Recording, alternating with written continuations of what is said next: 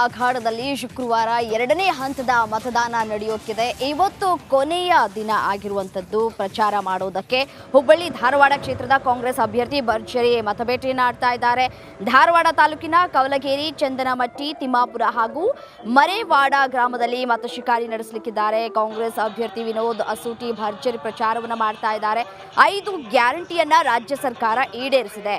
ಕಾಂಗ್ರೆಸ್ ಪಕ್ಷ 25 ಗ್ಯಾರಂಟಿಯನ್ನ ನೀಡಿದೆ, ಅದನ್ನೂ ಕೂಡ ಈಡೇರಿಸುತ್ತೆ ಅಂತ ಹೇಳಿ ಪ್ರಚಾರದ ಸಂದರ್ಭದಲ್ಲಿ ವಿನೋದ್ ಅಸೂಟಿ ಜನರಿಗೆ ಮನವರಿಕೆಯನ್ನ ಮಾಡ್ತಾ ಇದ್ದಾರೆ.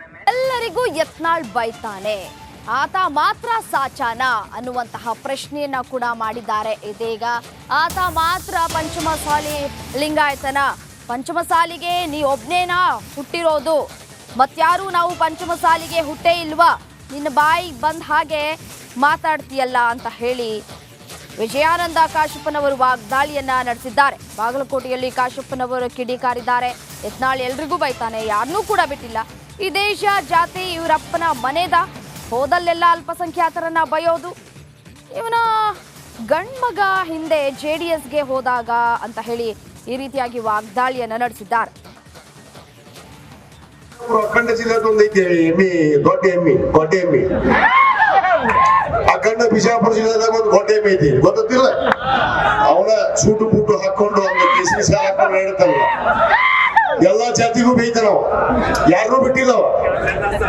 ಹಾಲ್ ಮತ ಸಮಾಜದವ್ರಿಗೆ ಓಟ್ ಹಾಕ್ಬೇಡ ಅಂತಾನ, ಪಂಚಮಸಾಲರಿಗೆ ಓಟ್ ಹಾಕ್ಬೇಡ ಅಂತಾನ, ಅಲ್ಪಸಂಖ್ಯಾತರಿಗೆ ಓಟ್ ಹಾಕ್ಬೇಡ ಅಂತಾನ. ಅದು ಓದ್ರಾಕತ್ತತಿ ಬಹಳ ದಿವಸ ಆತ. ಎಮ್ಮಿ ಕರ ಗೊಡ್ಡಿ ಎಮ್ಮಿ ಅದು ಹೆಂಗೋದು ಇಲ್ಲ, ಏನೂ ಇಲ್ಲ. ಅದಕ್ಕೆ ಹೋದ್ರ ಚಟ ಬಿದ್ದ್ಬಿಡತ್ತೆ. ಅದಕ್ಕೆ ಮೊನ್ನೆ ಹೇಳಿ ಸೂಕ್ಷ್ಮವಾಗಿ, ನೀನೇನು ಪಂಚಮಸಾಲಿಗೆ ಒಬ್ಬರ ಹುಟ್ಟಿಲ್ಲ, ನಿನ್ನಿಂದ ಏನು ಪಂಚಮಸಾಲಿ ಸಮಾಜ ನಿಂತಿಲ್ಲ, ನಿಂದೇನೂ ಇಲ್ಲ. ನೀನು ಬಾಯಿ ಬಂದ್ ಮಾಡಿದಿ ಬಾಳ ಚಲೋ. ನೀನ್ ಇದೇ ರೀತಿ ಒದಗಿದೆ ಅಂದ್ರೆ ಈಶ್ವರಪ್ಪನ ಗತಿ ನಿನಗೆ ಬಂದ ಬರುತ್ತೆ ಅನ್ನೋದು ಗ್ಯಾರಂಟಿ ನಾನು.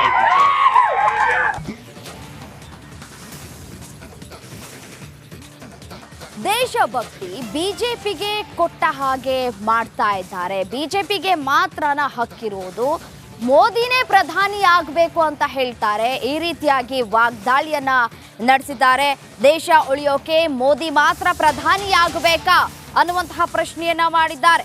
ಸ್ವಾತಂತ್ರ್ಯ ಸಿಕ್ಕಿದ್ಯಾವಾಗ, ಬಿಜೆಪಿ ಹುಟ್ಟಿದ್ಯಾವಾಗ? 1950ರಲ್ಲಿ ಜನ ಸಂಘ ಹುಟ್ಟಿದ್ದು, ನಂತರ ಬಿಜೆಪಿ ಆಯ್ತು. ಕಲಬುರಗಿಯಲ್ಲಿ ಖರ್ಗೆ, DKಶಿ ಮಾತನಾಡ್ತಾ ಕೂತಿದ್ರು. ಅವರ ಗಮನ ಸೆಳೆಯೋದಕ್ಕೆ ಅಪಾರ್ಥ ಮಾಡ್ಕೊಡ್ಬೇಡಿ ಅಂತ ಹೇಳಿದ್ದೆ. ಬಿಜೆಪಿ ಕಟ್ ಅಂಡ್ ಪೇಸ್ಟ್ ಮಾಡೋದ್ರಲ್ಲಿ ಬಹಳ ನಿಸ್ಸೀಮರು. ಇನ್ನು ತಮ್ಮ ವಿಡಿಯೋ ಕಟ್ ಅಂಡ್ ಪೇಸ್ಟ್ ಮಾಡಿದ್ದಾರೆ ಅಂತ ಹೇಳಿ ಬಿಜೆಪಿ ವಿರುದ್ಧ ಸವದಿ ವಾಗ್ದಾಳಿಯನ್ನ ನಡೆಸಿರುವಂತದ್ದು. 50ನೇ ಇಸ್ವಿಯೊಳಗೆ ಜನಸಂಖ್ಯೆ ಭಾರತ ದೇಶದ ದೇಶಭಕ್ತರು, ದೇಶಭಕ್ತಿ ಒಬ್ಬರಿಗೆ ಗುತ್ತಿಗೆ ಕೊಟ್ಟಂಗೆ ಮಾತಾಡಕತ್ತಾರೆ. ದೇಶ ರಕ್ಷಣೆ ಮಾಡೋರು ನಾವು ಮಾತ್ರ. ಈ ದೇಶ ಉಳಿಬೇಕಾದ್ರೆ ಮೋದಿ ಬರಬೇಕು ಅಂತ ಹೇಳಿ ಭಾಷಣ ಮಾಡ್ತಾರೆ. ಈ ದೇಶಕ್ಕೆ ಸ್ವಾತಂತ್ರ್ಯ ತಂದವರು ಯಾರು? ಮೊದಲು ಈ ದೇಶಕ್ಕೆ ಸ್ವಾತಂತ್ರ್ಯ ತಂದವರು ಯಾರು?